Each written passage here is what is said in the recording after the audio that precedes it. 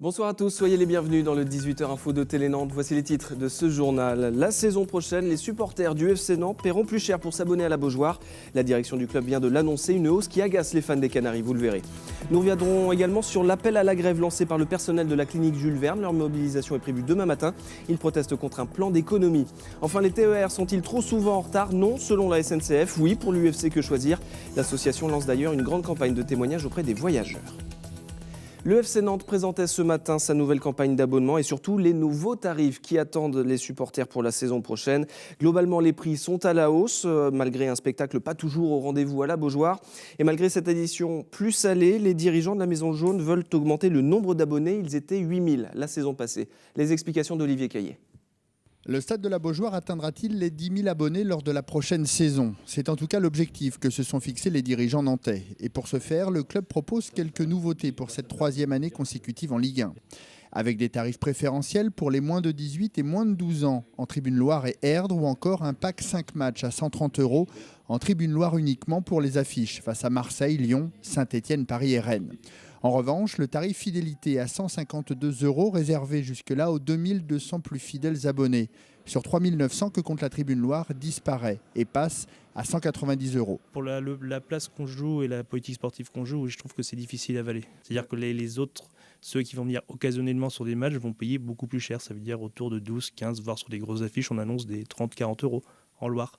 Pour une tribune qui est populaire, je trouve ça un peu exagéré. On est devenu, pour le club, des consommateurs et non des supporters. Par ailleurs, une autre nouveauté fait grincer des dents chez les supporters. La création en tribune Océane Bas d'une catégorie or, 1200 places, qui voit leur prix passer à l'année de 608 à 830 €, soit près de 40% d'augmentation. On n'est pas à 30-40% d'augmentation, on est sur les abonnements normaux entre 10 et 15%. On sait qu'à 830 € sur la saison, 44 € par match, on est sur une moyenne tout à fait normale et acceptable par rapport à ce qui se fait dans le championnat sur des clubs comparables aux nôtres. Mais c'est vrai qu'on est sur une année de transition, donc l'idée c'est que ça ne se fasse pas tous les ans, mais au moins que sur cette année, effectivement, on répond à des attentes qui étaient réelles. Enfin, en tribune Océane Haut, les abonnés devront débourser 82 € de plus que la saison dernière. Il n'y a plus qu'à souhaiter que le spectacle soit au rendez-vous. Et la campagne commencera le 20 juin prochain pour les réabonnements. Pour le public non abonné, il faudra patienter jusqu'au 1er juillet. La mairie de Saint-Herblain a appris la disparition de l'une de ses élues. Josie Almore est décédée dans la nuit de lundi à mardi. Elle souffrait d'un cancer et avait 43 ans. Elle était adjointe au maire de Saint-Herblain en charge de l'environnement. Elle était engagée notamment dans la vie associative de Saint-Herblain. Elle avait créé en 2012 l'association Un jour contre le cancer. Le climat social se tend à la clinique Jules Verne de Nantes. Ses salariés lanceront un mouvement de grève demain, mercredi. Ils dénoncent le grand plan d'économie présenté par la direction. Son objectif, réduire le déficit budgétaire tout en maintenant la qualité de la prise en charge. Parmi les mesures décriées par le personnel, l'externalisation notamment du service cuisine-restauration. Les explications de Yannick Lenné. La grève n'a lieu que demain, mais les slogans sont déjà prêts. Les 25 personnes de la restauration sont les plus remontées. La direction de la clinique Jules Verne prévoit de confier ce service à une entreprise extérieure. Les 25 personnes touchées vont se retrouver dans des situations précaires. Nous ne sommes pas du tout favorables à ça parce qu'on estime que la restauration fait partie du soin. Tous les ans, pratiquement, on entre dans des réorganisations de services. Il faut toujours être plus efficient. L'externalisation de la restauration n'est qu'une des 8 mesures d'un grand plan de redressement, le 3e en 10 ans d'existence. Un plan d'économie d'1,5 million d'euros pour faire face à un déficit chronique, malgré une activité en hausse. Chaque année, de nouveaux tarifs nous sont imposés par l'assurance maladie au 1er mars. Et donc, cette année, cela constitue une baisse de chiffre d'affaires de 600 000 €. Nous sommes tout à fait capables, je pense à Jules Verne, de nous adapter à ce nouveau contexte, comme le font les autres établissements de santé. La clinique veut notamment bouleverser l'organisation des soins. Les équipes travailleraient moins souvent, mais plus longtemps chaque jour, sur des plages de 12 heures. Une nouvelle organisation soumise à un accord avec les syndicats pour une mise en place en janvier 2016.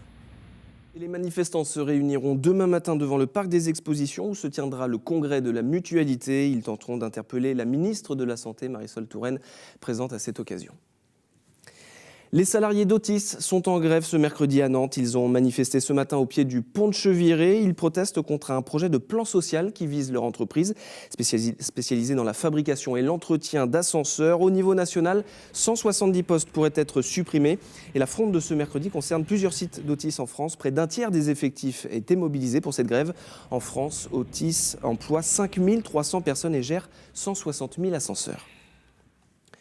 Le sort du projet d'aéroport à Notre-Dame-des-Landes pourrait se décider cet été. Le tribunal administratif de Nantes a commencé à examiner les recours déposés par les opposants. Ces derniers se disent d'ailleurs très confiants quant à l'issue de cette passe d'armes juridique. Et sur le terrain, ils se préparent avant le grand rassemblement des anti-aéroports. Il aura lieu les 11 et 12 juillet prochains. Les explications d'Éric Egon. Tous les ans, au mois de juillet, la CIPA organise son événement estival anti-aéroport. Au programme des meetings, des forums, des débats, des expositions et bien sûr des concerts. Cette année, ce sera la 15e édition du Rassemblement citoyen de Notre-Dame-des-Landes. D'année en année, le rassemblement a pris de plus en plus d'ampleur. Et puis les 2 dernières années, on a organisé des grands rassemblements festifs type festival. Et c'est très très important de pouvoir, dans un cadre à la fois festif et sérieux malgré tout, montrer qu'on est capable d'organiser des événements pareils, montrer qu'on est des gens sérieux, qui nous sont contre ce projet d'aéroport pour des raisons qui sont légitimes et valables. Au fur et à mesure des années, le rassemblement de Notre-Dame-des-Landes est devenu un symbole, au point de devenir le rendez-vous de réflexion et d'échange des militants en lutte français. Ça permet d'échanger sur nos pratiques, ça permet de prendre des recettes aussi. On peut fournir des arguments aux autres luttes pour qu'elles prennent de l'ampleur et puis qu'ils puissent aller eux aussi vers une victoire prochaine. Eux aussi, vers une victoire prochaine. Vous l'avez entendu, les opposants au projet d'aéroport de Notre-Dame-des-Landes sont confiants. L'actualité juridique devrait d'ailleurs rejoindre celle du rassemblement. Nous aurons peut-être partiellement quelques tendances de résultats de jugement, mais aussi on aura la tenue des propos du rapporteur public concernant nos demandes. Donc c'est de bon augure pour avoir une participation active et déterminée. L'année dernière, le rassemblement de Notre-Dame-des-Landes avait réuni environ 22 000 personnes. La SNCF et ses lignes régionales sont dans le collimateur de l'UFC Que Choisir. L'association de consommateurs pointe du doigt les retards des TER, notamment en Pays de la Loire. Elle vient de lancer une grande campagne pour recueillir les témoignages des voyageurs. Une application mobile a même été mise en ligne et une pétition a été publiée. Et sur le terrain, l'UFC interroge directement les usagers des voyageurs qui ne sont pas toujours aussi sévères avec la SNCF. Jean-Michel Naga. Usagers du TER, avec Que Choisir, on améliore le TER. Trop de retard et d'annulation dans les TER. Et pour l'UFC Que Choisir, trop, c'est trop. L'association de consommateurs a donc lancé une pétition et une application spéciale pour recenser les problèmes rencontrés par les voyageurs, car les données fournies par la SNCF sont à leurs yeux très insuffisantes. En Pays de Loire, 90% de train à l'heure, mais on ne sait pas à quelle heure. Un retard de 20 minutes à 8h du matin, c'est pas la même chose qu'à 11h30 ou midi. Donc on voudrait savoir ça, ainsi que mesurer sur quelle ligne et dans quelle gare. Parce que la SNCF ne mesure ce taux qu'à la gare d'arrivée. Autrement dit, entre Saumur et Nantes, si le retard a commencé à Angers, on ne mesure pas à Angers, on ne mesure pas à Ancenis, alors qu'il y a des gens qui descendent. Pour l'association, une chose est certaine, depuis 10 ans, les conditions de transport se sont dégradées malgré un fort investissement de la région dans les Pays de la Loire. Mais le point de vue des voyageurs n'est pas toujours aussi tranché. Sur une année, il faut prendre sur un plan général, il n'y a pas énormément de retard, sur la ligne de Clisson en tout cas.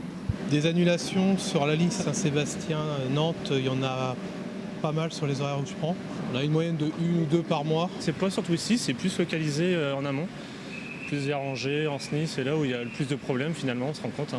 Avec les données recueillies, l'UFC Que Choisir entend bien peser dans les débats des élections régionales dès la rentrée pour améliorer la qualité de service dans les TER. Et un dernier mot d'archéologie avec la reprise des fouilles sur le site de Saint-Lupien à Rezé. Les archéologues tentent de découvrir les secrets des anciens quais du port antique de Ratiatum. Il était occupé par les Pictons, l'un des peuples gaulois. Ces vestiges rezéens datent de la fin du 1er siècle. À certains endroits, la pierre et le bois de ces quais ont survécu au passage du temps. Les recherches dureront jusqu'au 18 juillet et il est possible d'assister à une visite guidée sur le site.